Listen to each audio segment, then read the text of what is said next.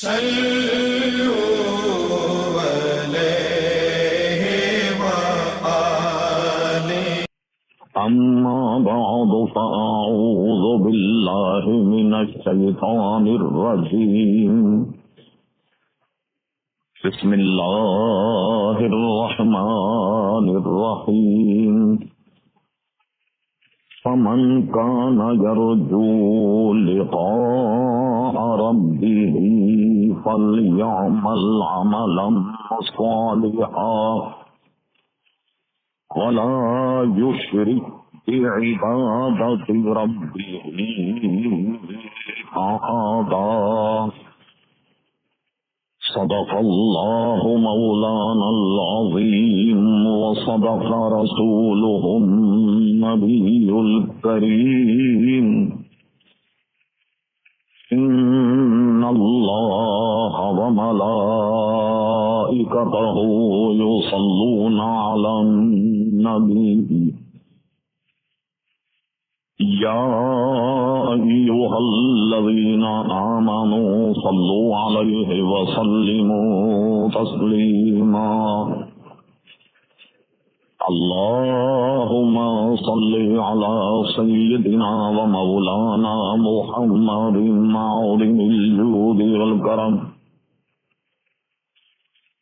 وآله وبارك وسلم صلاة وسلاما عليك يا سيدي يا رسول اللہ. محترم حضرات، حمد و صلاۃ کے بعد اس فقیر حکیم نے آپ حضرات کے سامنے قرآن مجید فرقان حمید 16ویں پارے سے ایک آیت مقدسہ تلاوت کی. قبل اس کے کہ کچھ عرض کیا جائے، اللہ تبارک و تعالیٰ سے دعا ہے کہ وہ اپنے پیارے حبیب لبیب نبی کریم رؤوف الرحیم علیہ افضل الصلاۃ و تسلیم کے صدقے و طفیل مجھے حق کہنے کی توفیق عطا فرمائے. ہم تمام مسلمانوں کو اللہ تبارک و تعالی حق سن کر حق کو قبول کرنے کی اور اس پر عمل کرنے کی توفیق عطا فرمائے. محترم حضرات، یہ سب کے علم میں ہے کہ شعبان المعظم کا مہینہ شروع ہو گیا. یہ کئی اعتبار سے اہم، ایک تو یہ کہ رمضان المبارک کے مہینہ بالکل اس سے اتصال اور ملا ہوا، اور ایک یہ کہ اس مہینے میں ایک شب ہے جسے شب برات یعنی نجات والی رات کہتے ہیں. اس میں اللہ تبارک و تعالی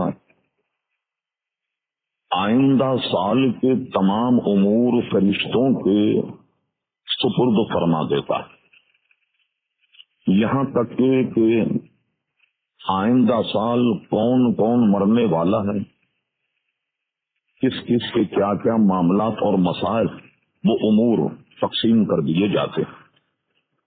اور وہ سب ایسی ہے کہ جس میں کوئی بندہ اللہ تبارک و تعالیٰ کے حضور عبادت میں مشغول ہو تو اللہ تبارک و تعالیٰ اس کی مغفرت فرما دیتا. بنی کلب ایک قبیلہ تھا جس کا شعار اور علامت یہ تھی کہ وہ مویشی زیادہ پالتا تھا. تو فرمایا کہ اس کے مویشی، اس کے یہاں جو بکرے دمبے یا پیڑ، ان کے بالوں کی مقدار اللہ تبارک و تعالی اپنے بندوں کی مغفرت فرما دیتا. یہ مہینہ بطور خاص اللہ تعالی سے توبہ، اللہ کے دربار میں استغفار عمل کا مہینہ ہے. ہم نے مناسب سمجھا کہ ہماری بے رحمی آپ کے علم میں ہے خصوصاً اہل سنت و جماعت عمل کے میدان میں بہت کمزور.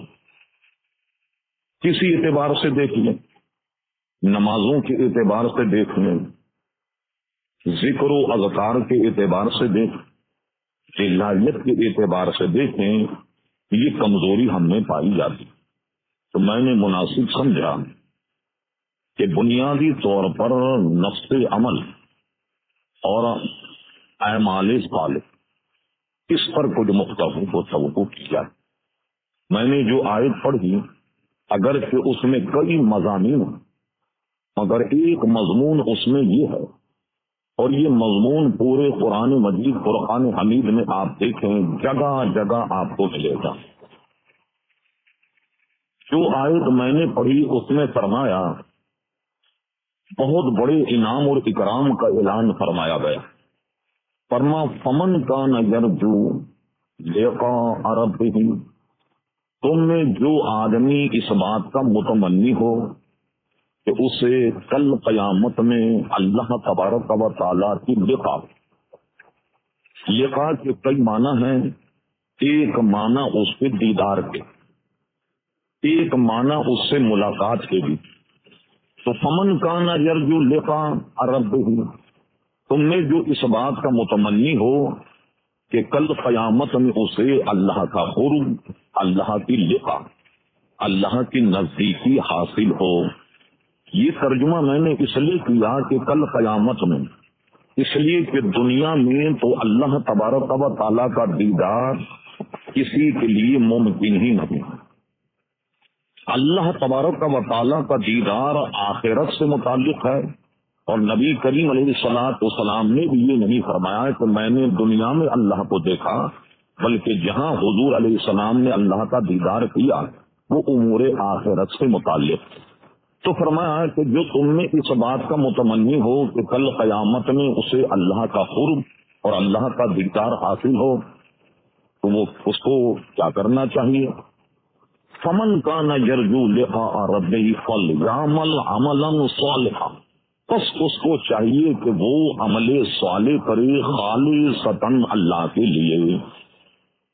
ایک بات تو یہ بیان ہے.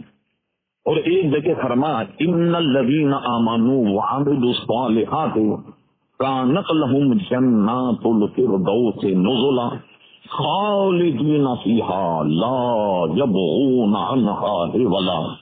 یعنی کیا فرمایا کہ ان الذین آمنوا وعملوا الصالحات، اور وہ لوگ کہ جنہوں نے عمل صالح کیا تو اللہ تبارک و تعالی کی مہمانی ہوگی ان کی جنت میں، اور جنت میں انہیں وہ عرصہ اور اعلیٰ مقام دیے جائیں گے. کیا آپ جانتے ہیں کہ آدمی دنیا میں کسی مقام پر اگر ہو تو وہ چاہتا ہے کہ اس سے بہتر ٹھکانہ مجھے مل جائے، مگر جنت میں اللہ تبارک و تعالیٰ جنہیں مقام عطا فرمائے گا وہ اپنی رہائش، اپنے ٹھکانے کو بدلنا بھی پسند نہیں کریں گے. وہ انعام و اکرام سے اللہ تبارک و تعالیٰ انہیں نوازے گا. کئی جگہ آپ پاروں میں دیکھیے ان الذین آمنوا وعملوا الصالحات، بار بار اسے دہرایا گیا. ایک جگہ اسے یوں تعبیر کیا گیا والعصر، اور قسم ہے زمانے محبوب کی، ان الانسان لفی خسر، بے شک تمام دنیا کے انسان خسارے میں، جتنے بھی انسان یہ سب کے سب ٹوٹے، نقصان، خسران اور خسارے میں، سب کے سب خسارے میں. خسارے سے کون بچ گیا؟ کون اپنے مقصود کو پہنچا؟ ان الذین آمنوا وعملوا الصالحات، وہ لوگ جو ایمان لائے اور عمل صالح کی، وتواصوا بالحق وتواصوا بالصبر، کہ جو اپنی زندگی میں حق کی لوگوں کو تلقین کرتے رہے، صبر کی تلقین پہ رہے، بس وہ گروہ کامیاب ہے. ورنہ اور جتنے لوگ ہیں یہ سب کے سب نقصان، خسران اور یہ سب کے سب خسارے میں ہیں. اور قرآن مجید کی بے شمار آیات اس پر دلالت کرتی ہیں. جب بھی آپ تلاوت کیجیے تو آپ دیکھیں گے سینکڑوں مقامات پر ارشاد فرما ان الذین آمنوا وعملوا الصالحات. اب آئیے اس میں ہمارا مذہب کیا ہے. عموماً مشہور اور معروف طور پر کہا جاتا ہے کہ دین کے 5 ارکان، اگرچہ تفصیل میں جائیں بہت زیادہ اس کی ڈیٹیل اور تفصیل، وہ 5 کیا ہیں؟ سب سے پہلے تو ہے اس کی اساس اور بنیاد. وہ پہلی اساس اور بنیاد کیا ہے؟ لا الہ الا اللہ محمد رسول اللہ صلی اللہ تعالی علیہ وسلم. یہ اس کی بنیاد ہے. بغیر اس کے آدمی کچھ کر لے، کتنا ہی نیک کام کر لے، کتنا ہی کچھ کر لے، مگر اس کے لیے راہ نجات نہیں. اس سب کا انحصار جو ہے وہ ایمان پر ہے. ایمان کا کیا مطلب ہوا؟ اس کی مختصر تعریف یوں کر دی گئی کہ اقرار باللسان و تسلیم بالقلب. جو آدمی زبان سے تمام ضروریات دین کا اعتراف کرے اور جس کا اس نے اعتراف کیا اور مانا، وہ تصدیق بالقلب، اور دل اس کی تصدیق کرے. یہ ہے اصل میں ایمان.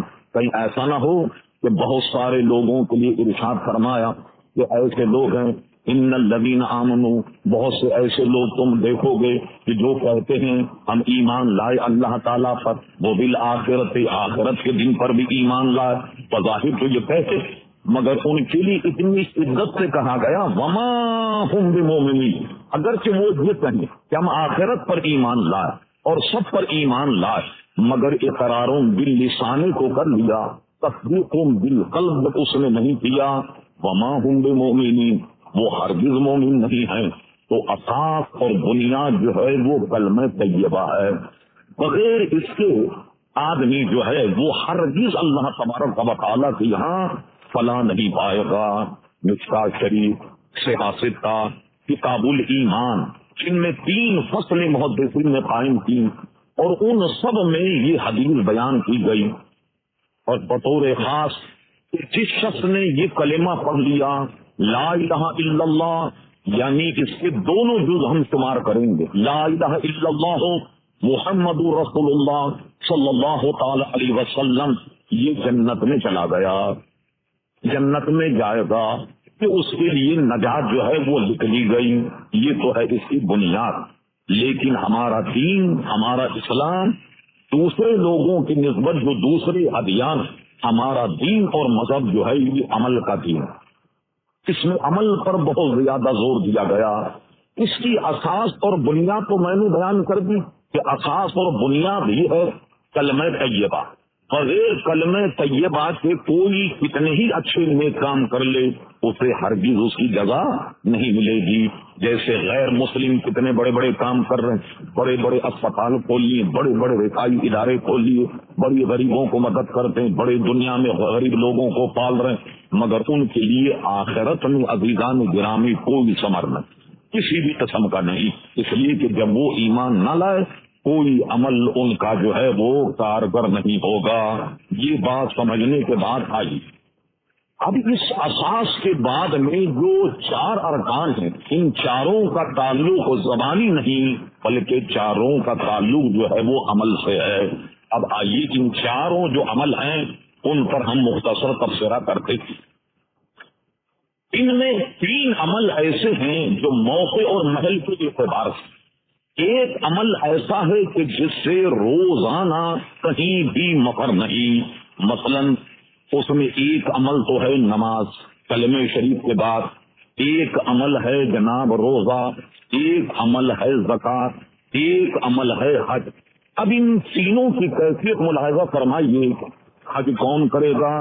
جو صاحب استطاعت، جس کے پاس زیادہ راہ آنے جانے کا رہن سہن کا خرچ رکھتا ہو اس پر حج فرض ہے.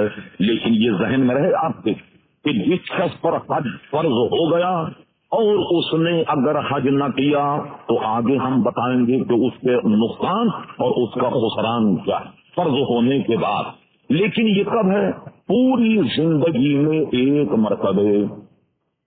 مرتبہ حج فرض ہے، بس فرض ادا ہو گیا. اب وہ ساری زندگی جتنے حج کرے گا وہ سب کے سب اس کے حج جو ہیں وہ نفل ہوں گے، فرض ادا ہو گیا. اب آئیے زکوٰۃ. زکوٰۃ بھی ہر آدمی نہیں دے گا. کون دے گا؟ جو صاحب نصاب، اس کی تفصیل ہم بعد میں عرض کریں کبھی عنوان بنا کر. مختصر یہ ایک شخص کے پاس حوائج اصلیہ سے خالی، اپنی ضرورتوں سے فارغ اتنا مال ہو اور اس پر سال گزر جائے کہ مروجہ دام کے مطابق 52.5 تولے چاندی یا اتنی قیمت اس کے پاس ہو اور وہ اس کی ضرورت سے فارغ ہو، اس پر زکوٰۃ واجب ہو گئی. یہ واجب تو اصل میں ضروری کے معنی میں آیا اور زکوٰۃ تو فرض ہے، یہ ضروری ہو گیا اس پر زکوٰۃ دینا. لیکن یہ کس کے لیے ہے؟ صاحب مال، صاحب حیثیت کے لیے ہے. اچھا اب آئیے رمضان المبارک کا روزہ یہ کب ہوگا؟ رمضان المبارک کا روزہ پورے سال میں 1 مہینے ہوگا. جب رمضان پائے 29واں چاند ہو تو 29 روزے، 30واں چاند ہو تو 30 روزے. یہ آپ کب کریں گے؟ پورے سال میں 1 مہینے. اب مجھے بتائیے، یہ تو اپنے موقع اپنے محل کے اعتبار سے، لیکن نماز اس میں کوئی عذر ہی نہیں ہے، کوئی عذر نہیں. نماز ہر آدمی، عورت، مرد سب پر 5 وقت نماز منسوخ ہے کہ اس پر فرض ہے سوائے عوارض سے. جیسے خواتین پر جب وہ عوارض نسوانی آئیں تو ان پر نماز جو ہے وہ وقتی طور پر معاف ہے جتنے دن ان کی عادت. لیکن فقہاء نے بھی ایک بات یہاں اور لکھ دی، ایک خاتون پر ایام 8 دن، زیادہ سے زیادہ 10 دن، وہ 10 دن اگر نماز نہ پڑھے تو آپ دیکھیے تھوڑی بہت عادت چھوٹ جاتی، آنکھ نہ کھلے، ہو سکتا ہے آئندہ نماز جب فرض ہو تو سستی ہو جائے. تو علماء نے خواتین کو مستعد رکھنے کے لیے یہ فارمولہ لکھا کہ جب بھی نماز کا وقت ہو وضو کی طریقے سے وضو کرے اور بیٹھ کر کے کچھ اللہ کا ذکر کرے، یا ایسے موقع پہ درود شریف پڑھے، کلمہ طیبہ پڑھے، سبحان اللہ، اور جناب لا حول ولا قوت الا باللہ العلی العظیم جو قرآن کا متن نہ ہو اسے پڑھے تاکہ نماز کی عادت برقرار رہے. اچھا اب ایک صاحب جو ہیں وہ اگر بیمار ہو جائیں روزے مؤخر ہو جائیں گے، ٹھیک ہے صاحب، زکوٰۃ تو فرض ہے، نقد نہ ہو اس معنی کر مؤخر ہو جائے، کسی سے ادھار لے کر کے دے دیں یا دینے میں دیر لگ جائے، لیکن دینا جو ہے وہ ضروری ہے. لیکن نماز میں اگر آپ بیمار ہیں تب بھی آپ کو پڑھنی، اگر آپ وضو نہیں کر پاتے تیمم کر کے آپ کو پڑھنا، اسی طرح آپ بیٹھ کر نہیں پڑھ سکتے تو لیٹ کر کے نماز پڑھیے. یعنی اس میں کہیں بھی ایسا نہیں کہ جناب آپ پر کسی معاملے میں یہ معاف ہو یا مؤخر ہو، ہرگز ایسا نہیں ہے. اب آئیے یہ چاروں مسائل، یہ کلمہ طیبہ کے بعد ایک صریح حدیث میں فرمایا اس میں ایک فرض کا چھوڑنے والا بھی ایسا ہے جیسے اس نے چاروں کو ترک کر دیا ہو. جیسے کوئی آدمی اگر نماز مستقل نہیں پڑھتا تو اسے روزہ بھی نفع نہیں پہنچائے گا، زکوٰۃ بھی نفع نہیں پہنچا، حج بھی اسے نفع نہیں پہنچا. یہ چاروں آپس میں ایک دوسرے سے لازم اور ملزوم ہیں. بلکہ اعلیٰ حضرت فاضل بریلوی نے فتاوی رضویہ میں بڑی تفصیل سے اس فتوے کو لکھا. تحقیق تو وہاں کی جا سکتی ہے کہ ایک شخص فرض نماز نہ پڑھے، لاکھوں رکعتیں نفل پڑھ لے، ایک بھی نفل اس کا قبول نہیں ہوگا اگر اس کے ذمے فرض ہے. زکوٰۃ فرض ہے، زکوٰۃ کی نیت سے نہ دے، لاکھوں روپیہ خرچ کر دے، وہ قبول نہیں ہوگا. صدقہ نفل جو ہے وہ جب تک نہیں قبول ہوگا جب تک کہ وہ فرض ادا نہیں کرے. اسی طریقے سے رمضان کے روزے نہ رکھے اور اس کے بعد نوافل اور نفل روزے کئی ہزار رکھے، وہ قبول نہیں ہوگا جب تک کہ عزیزان گرامی وہ اپنا فرض ادا نہیں کرتا. یہ ایک دوسرے سے اتنے لازم اور اتنے عزیزان گرامی ملزوم ہیں. تو ہمارے یہاں دین اسلام یہ عمل کا دین ہے. باقی آپ دیکھیے جتنے بھی ادیان ہیں ان سب کو آپ دیکھنے کہ اس میں کوئی ان کے اوقات متعین نہیں، کوئی وقت ان کا متعین نہیں، جیسے چاہے عبادت کر لیں. عیسائیوں کا طریقہ دیکھیے، ہم نے اچھی طرح گھوم کر دیکھا کہ اب عیسائیوں نے نیا طریقہ نکالا. وہ طریقہ کیا ہے؟ جب گرجا میں دیکھا کہ عبادت کے لوگ نہیں آ رہے، کوئی جناب گرجا آئی نہیں رہا، پرائے نام لوگ آ رہے ہیں، تو آپ کو تعجب ہوگا پورے یورپ، امریکہ، برطانیہ، ان سب میں کیا ہوتا ہے؟ اتوار والے دن جو ان کی عبادت کا ایک وقت مقرر ہے، اس سے پہلے وہ گانے بجانے کا فنکشن رکھتے تاکہ سارے لوگ گانے بجانے کی وجہ سے آ جائیں، پھر آنے کے بعد جب لوگ جمع ہو جائیں پھر اس کے بعد عبادت کرتے ہیں۔ دیکھ لیے آپ نے، حال یہ ہے وہاں کی عبادت خانوں کا کہ جناب برطانیہ، امریکہ میں ایک دو نہیں، سینکڑوں جناب عمارت گرجا کی دکن، اور مسلمانوں نے ان کو مسجد خرید لیا، یہاں تک کہ ان کو یہاں عبادت خانہ فروخت کرنا بھی کوئی خاص شرعی مسئلہ ان کے نزدیک نہیں۔ مگر ہمارا اسلام عزیزان گرامی یہ عمل کا دین ہے، بغیر عمل کے گاڑی چلے گی، اور یہ جو عمل ہے اس کی برکتیں آپ ملاحظہ فرمائیے۔ ہم وقت کی نزاکت کو ملحوظ رکھتے صحت سے ایک حدیث اور دو چار اور کام کی باتیں عرض کرتے، یہ ذہن میں ہے کہ انسان عمل نہیں کرے گا اور یہ سوچے کہ وہ جو کتاب الایمان میں حدیث ہے اس پر بھی ہم تبصرہ کریں، بھائی جس نے پڑھ دیا لا الہ الا اللہ محمد رسول اللہ صلی اللہ علیہ وسلم وہ جنت میں چلا گیا، اب کیا ہوگا؟ کہ اب عمل کی کیا ضرورت؟ یا ہم مولانا کا واعظ سن رہے تو انہوں نے یہ ارشاد فرمایا کہ جب آدمی سچی توبہ کر لے تو اس کے سارے پچھلے گناہ معاف ہو جاتے، چلو گناہ کر لو پھر اس کے بعد توبہ کر لیں۔ بعض علماء نے اس خیال سے گناہ کرنے کو کہ گناہ کا ارتکاب کر لیا جائے بعد میں توبہ کر لیں گے، اسے کفر تک لکھا، سخت منع۔ اور امام غزالی بڑے نباغ وہ ترجمہ اس کا یوں کرتے ہیں، مثال ایک حکیم صاحب ہیں بہت بڑے اور ان کا بیٹا بیمار، اور حکیم صاحب نے کہا بیٹا دیکھو شوگر سے پرہیز کرنا، یہ چیز مت کھانا، میں تمہارے لیے بڑا مہلک اور تمہارے لیے بڑا مصیبت کا معاملہ ہوگا جس کو تم نے کھایا۔ حکیم صاحب کا لڑکا کیا کرے؟ دن بھر مٹھائی کھائے، دن بھر شوگر کھائے، دن بھر بدفریضی کرے اور یہ خیال کرے کہ باپ تو حکیم ہے رات میں دوا لے لوں گا، فرما یہ عقل مندی کا تقاضا ہے، دن بھر بدفریضی کرے اس غرض پر رات میں اپنے ابا سے جو ہے وہ دوا میں دے دوں گا۔ ہر چیز ایسا نہیں کرنا چاہیے۔ نبی کریم علیہ الصلوۃ والسلام نے عمل کی برکت کیسے ہوتی ہے اس پر حضور نے ایک مرتبہ سے حافظہ میں حدیث ہے بنی اسرائیل کا ایک قصہ بیان کیا۔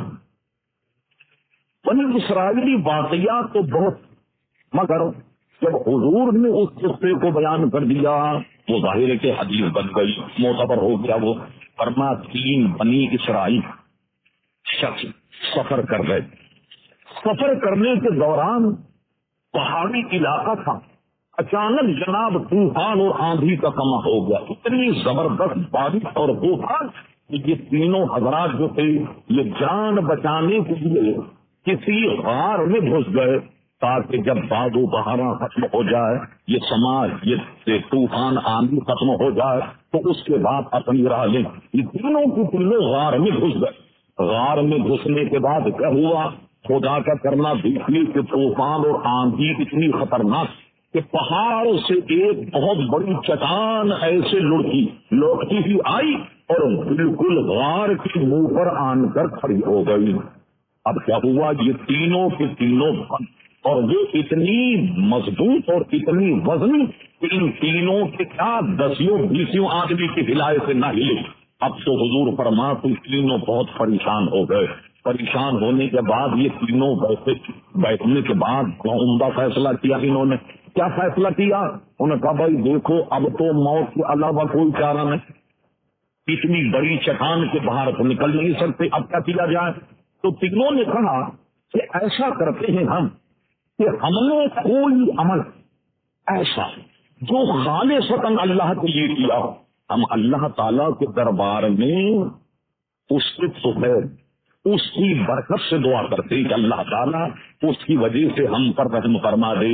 یہ تینوں سر جوڑ کر بیٹھے، سوچا کہ بتاؤ بھائی تینوں نے کوئی عمل خالصتاً اللہ کے لیے کیا یا نہیں؟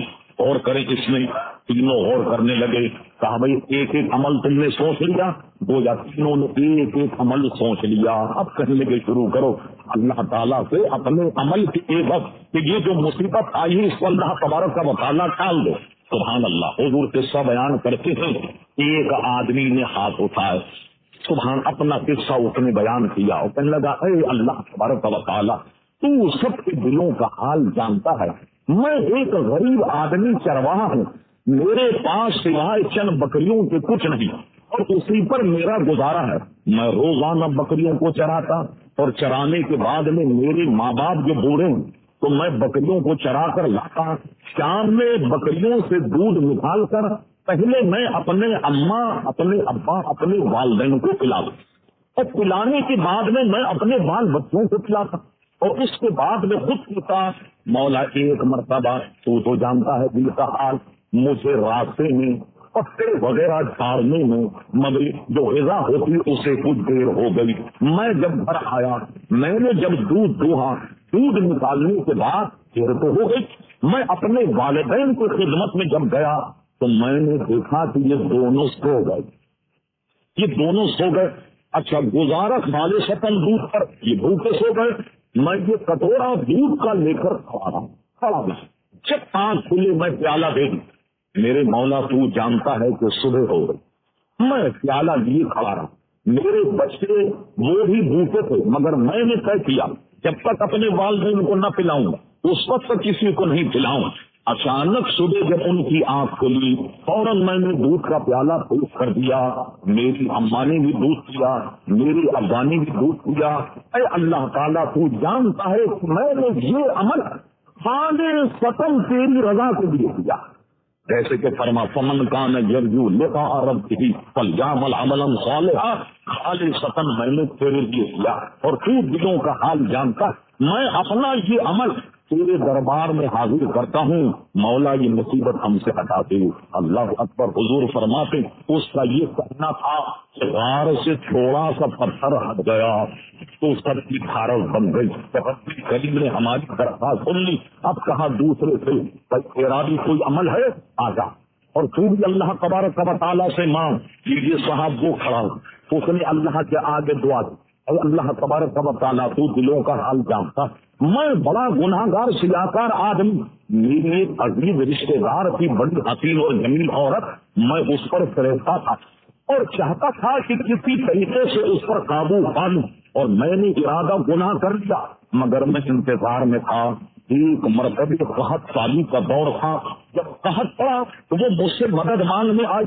جب وہ مدد اس سے مانگنے آئی میں نے اپنا ارادہ ظاہر کیا کہ اگر تو اپنے آپ پر قابو دے دے تو میں تیری مدد کروں گا. وہ نیک پارسا تھی, وہ شرمندہ ہو کر چلی گئی. مگر جب بچوں کو بھوکا پیاسا اس نے دیکھا تڑپتا ہوا, اسی لیے حدیث شریف میں فرمائی ہے فقر اور فاقہ یہ پوچھ جو ہے یہ کبھی کبھی آدمی کو کفر کے قریب تک پہنچ جاتی ہے.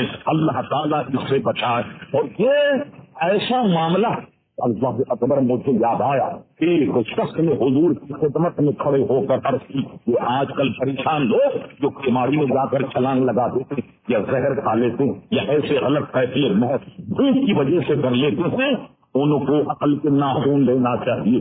ایک شخص نے کھڑے ہو کر کہا یا رسول اللہ صلی اللہ علیہ وسلم میں آپ کا غلام.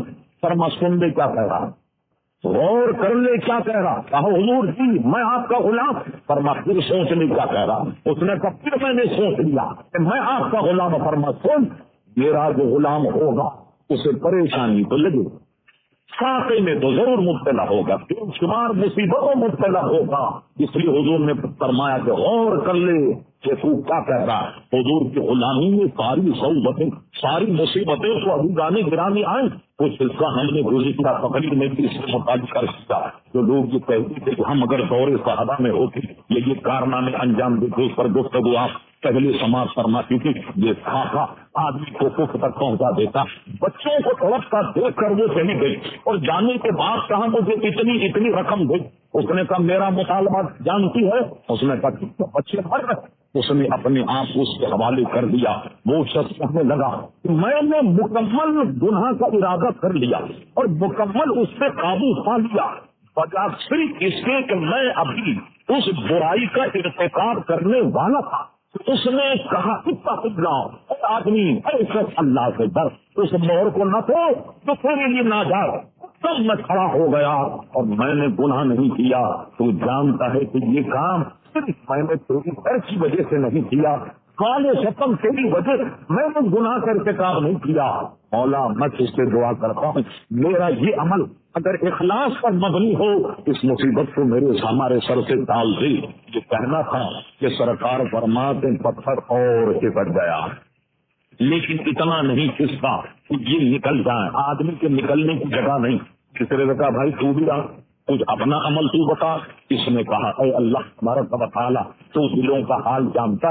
میرے پاس ایک غریب مزدور آیا اور میں نے اپنے گھر کی دیوار یا خود جو ٹوٹا پھوٹا مکان وہ اس سے بنوایا.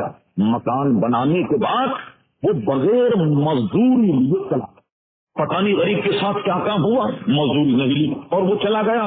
اب میں دیکھتا رہا سوچتا رہا کہ جب آئے اس کو مزدوری دی جائے. میں نے کیا کیا وہ یا اس کی بھلائی کے لیے اس سے بکری خریدی, اس سے بچے ہو گئے اور مویشی خرید لیے. جب مال آیا جناب اس سے اور ہو گئے. اس طرح کرتے کرتے اس کا تجارت اور بزنس کتنا بڑا تو وہ سب کچھ جمع کرتا رہا سب کچھ جمع کرتا رہا یہاں تک کہ بہت بڑا جنگل میں ریوڑ جمع ہو گیا. یوں کہتے آج کل کی زبان میں لاکھوں کروڑوں روپے کی جائیداد بن گئی. اللہ نے اس میں ایسی برکت دی یا اس کا امتحان تھا. لیجیے صاحب اچانک وہ بیچارہ برس برس کا مارا اس کے پاس آیا. جی السلام علیکم. وعلیکم السلام. پہلے تو یاد ہے میں نے آپ کے یہاں ایک دن دیوار بنائی اور اتنی مزدوری کی تھی اور کچھ میرے ساتھ مسئلہ ایسا ہو گیا میں بغیر مزدوری لیے میں چلا گیا. تب بالکل یاد آ گیا. کہا خدا کے بندے میری مزدوری دے دو. انہوں نے کہا میں تجھے تیری مزدوری دیتا ہوں. اور جنگل میں لے گیا اور لے جانے کے بعد جتنے مویشی اور جتنے جانور کہا یہ سب کے سب سے یہ سب کے سب تو لے جا. اس نے کہا وہ بندے تو میرے ساتھ مذاق کرتا. میرے تو چند روپے تیری طرف نکلتے کیا یہ ہزاروں سینکڑوں مویشی میرے ہو سکتے. اس نے کہا واللہ یہ سب تیرے اس لیے کہ میں نے تیرے اس نفع مزدوری اس کو میں نے تجارت میں لگا دیا. اس سے جو نفع ہوا میں نے اللہ کے واسطے نیت کر لی. یہ سب مال تیرا ہے تو لے جا. وہ مال لے کر چلا گیا. کہا مولا یہ کام تو جانتا ہے میں نے خالصتاً تیرے واسطے کیا کی وجہ سے کیا. تو یہ پتھر ہٹ گیا. یہ تینوں حضرات نکل گئے. آپ نے بزرگوں کو یہ کہتے سنا ہوگا یا نہیں شام میں آپ جائیں خدا نہ خواستہ اپنی اماں سے کہیں گفتگو بڑی عام سی ہو رہی تاکہ آپ سے اس کا ماخذ اور مرضی کا پتہ لگ جائے. اب اماں سے کہیں اماں آج تو میں بس کے نیچے آتے آتے بچ گیا بہت بڑا حادثہ ہوگا. تو بوڑھیا کیا کہتی ہیں پرانی بیٹا کوئی نیکی کام آ گئی. یہ ہے نا بوڑھوں میں آپ دیکھیے ابا یا دادا سے کہیں دادا یہ فلاں حادثہ آج ہو رہا تھا اللہ تعالیٰ نے مجھے بتا دیا. تو بڑے صاحب کیا کہتے ہیں بیٹا تو آ کر کوئی نیکی تیرے کام آ گئی. اب میں آپ سے پوچھتا ہوں خدا کے واسطے جواب دو اس لیے کہ حق بڑا حل ہوگا. کوئی مصیبت ہم پر آ جائے چاہے وہ کسی قبیل سے اور کسی سلسلے میں اب خود اپنی جانچ پڑتال کر لو. کیا پوری زندگی کوئی ایسا عمل کیا ہے تم کوئی ایسا کیا خود جانچ پڑتال کر لو. کچھ کیا ہے کہ کہیں اللہ تعالیٰ اس کے تو پہل میں تو ہم سے یہ مصیبت کو ہٹا دے. غور کیجیے اور تدبر کیجیے کہ کوئی ہم نے ایسا عمل کیا یا نہیں. ہم نے اپنے ماں باپ کے ساتھ کوئی ایسی بھلائی کی ہے جیسا اس میں ذکر ہے. بہت قبیل اس پر تفریح کی جا سکتی عزیزان کرام. کیا ہم نے کسی کے مال میں یہ دیانت داری کی جو دیانت داری اس شخص نے کر کے ہزاروں لاکھوں مریض اس کے فکر کر دیا نہیں کیا. آج کل امانت میں خیانت لوگوں کا شہر بن گیا. پہلے بھی ہم نے کہا حضرت انس بن مالک رضی اللہ عنہ بیان کرتے نبی کریم علیہ السلام جب بھی خطبہ فرماتے جب بھی واعظ اور تقریر فرماتے یہ جملہ 3 مرتبہ ارشاد فرماتے لا ایمانا لمن لا امانت اللہ لا ایمانا لمن لا امانت اللہ لا ایمانا لمن لا امانت اللہ. آگاہ ہو جاؤ کہ جس شخص میں امانت کا پاس نہیں ہے اس میں ایمان نہیں. خدا کے لیے امین بن جاؤ کبھی امانت میں خیانت مت کرو. اللہ اکبر. میں عرض کر رہا تھا ہمارے پاس سے کوئی ایسا اثاثہ نہیں جس سے ہم اللہ تبارک و تعالیٰ کے دربار پیش کر کے کہیں کہ مولا تو ہم پر رحم فرما دے. ایک بات 2 باتیں ابھی اور ضروری یہ سن لیجیے. یہ ہے وہ معاملہ کہ عمل جو ہیں وہ مغفرت کا وسیلہ ہیں جو کہا جاتا ہے، مگر خوب ذہن میں رکھیے یہ عمل بغیر کلمہ طیبہ کے قبول نہیں ہے، بغیر حضور کی غلامی کے قبول نہیں ہے، جب تک حضور کی عظمت دل میں نہ ہو قبول نہیں ہے، جب تک پورے کلمہ طیبہ پر ایمان نہ ہو جب تک یہ قبول نہیں ہے۔ سچے پیارے مصطفیٰ کے غلام بنو گے تب جا کر کے تمہارے اعمال درست ہوں گے۔ مشکوٰۃ شریف کتاب الایمان میں حضرت رضی اللہ عنہ سے متعلق ایک حدیث ہے، اس لیے کہ ہمارے یہاں اصطلاح میں قول صحابی کو بھی حدیث کہا جاتا ہے۔ کچھ لوگوں نے حضرت بن منبہ رضی اللہ عنہ سے بڑا پیارا سوال کیا جو آج ہم آپ گفتگو کر رہے ہیں اس سے متعلق کرنے یہ بتاؤ کہ جب یہ حدیث میں فرما دیا گیا کہ لا الہ الا اللہ محمد رسول اللہ صلی اللہ علیہ وسلم یہ جنت کی کنجی ہے، پھر نماز پڑھنے کی کیا ضرورت، پھر روزے کی کیا ضرورت، پھر حج کرنے کی کیا ضرورت، پھر نیک کام کی ضرورت؟ حضرت کے بہت حضور کے صحابی تھے، کتنا پیارا جواب دیا، سبحان اللہ، ایمان تازہ ہو جائے۔ فرمان میری عزیز بالکل درست ہے کہ جس شخص نے بھی پڑھ لیا لا الہ الا اللہ محمد رسول اللہ صلی اللہ علیہ وسلم وہ جنتی ہے۔ اور مانا کر ہے، یہ اپنی بات کر رہا ہوں حدیث کو نہیں، یہ حدیث سے طرف اس مانا کر ہے بالآخر کلمہ کو مسلمان لاکھ سال بھی اگر جہنم میں رہے پورے گناہوں کی سزا بھگتنے کے بعد بالآخر اس کا ٹھکانہ جنت ہے، اسے بھگتنی پڑے گی۔ اللہ تعالیٰ رحم فرما دے، کرم فرما، اس کے دستے قدرت کو کون روک سکتا ہے؟ کبھی انبیاء کی سفارش سے لوگ نکال لیے گئے، اولیاء کی سفارش سے نکال، علماء کی سفارش سے نکال دیے گئے، وہ بچے جو پیدا ہونے سے پہلے ضائع ہو جائے ان کی سفارش سے بھی جہنم سے نکال دی جائے۔ بلکہ ہم نے تو پڑھا تو کسی شخص نے کسی عالم دین کو وضو کے لیے پانی کا لوٹا دیا، وہ بھی سفارش کرے گا۔ اللہ کا خبر، یہ ہم نے حدیثوں میں پڑھا، اس طرح سفارش سے نکالے جائیں، اپنے کیے کی سزا بھگتے، مگر ہاں اس کے دستے قدرت کو روکنے والا کوئی نہیں، جسے چاہے بخشے، جسے چاہے بخشے، رحمت خدا بہانا میں جوڑت والی بات ہے۔ مگر کہا کہ بات سنو، لا الہ الا اللہ محمد رسول اللہ صلی اللہ علیہ وسلم یہ جنت کی کنجی ہے، مگر ادھر آؤ میرے عزیز، تم نے کوئی کنجی بغیر دندانی کی دیکھی؟ کنجی میں تو دندانے ہوتے، جو کہ کسی کنجی میں 4 دندانے، کسی میں 5 دندانے ہوں گے۔ فرما یہ بتاؤ تالا جب کھلتا ہے تو دندانوں سے کھلتا ہے یا نہیں؟ فرما سنو، لا الہ الا اللہ محمد رسول اللہ صلی اللہ علیہ وسلم یہ جنت کی کنجی ہے، نماز، روزہ، حج اور زکات یہ اس کے دندانے ہیں۔ لہذا جب تو قیامت میں جائے ایسی کنجی لے کر جانا کہ جس سے جنت کا دروازہ کھل جائے، جس میں دندانے موجود ہوں، بغیر دندانے کی کنجی نہیں ہوتی۔ نماز، روزہ، حج اور زکات اس کنجی کے دندانے ہیں، بغیر دندانے کی کنجی نہیں، تالا نہیں کھلتا۔ میں پہلے اعتراف کر چکا اور ایمان ہے کہ رب کریم جسے چاہے اپنا رحم فرما دے۔ اللہ کا خبر غزوہ خیبر جنگ میں ایک شخص حضور کی خدمت میں آیا کہ حضور میں کلمہ پڑھنا چاہتا ہوں، حضور فرماتے ہیں لا الہ الا اللہ محمد رسول اللہ صلی اللہ علیہ وسلم، اللہ کی بات اللہ شریک ہونے کی گواہی دو، میرے اللہ کے نبی ہونے کی گواہی، جس نے گواہی دی حضور کا کیا کرنا، اب کیا کرنا، نماز کا وقت نہیں، روزے کا وقت نہیں، حج کا وقت نہیں، زکات کے لیے کیا کرنا؟ حضور نے فرمایا جہاد ہو رہا، جہاد میں ٹوٹ پڑا اور شہید ہو گیا۔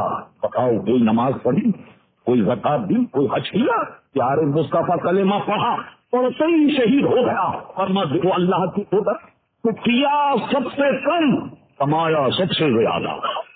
اللہ کی رحمت ہے جس پہ اللہ تعالی رحم و کرم فرما دے۔ اللہ ہم سب کو عمل کی توفیق عطا فرما۔ وما علینا الا البلاغ۔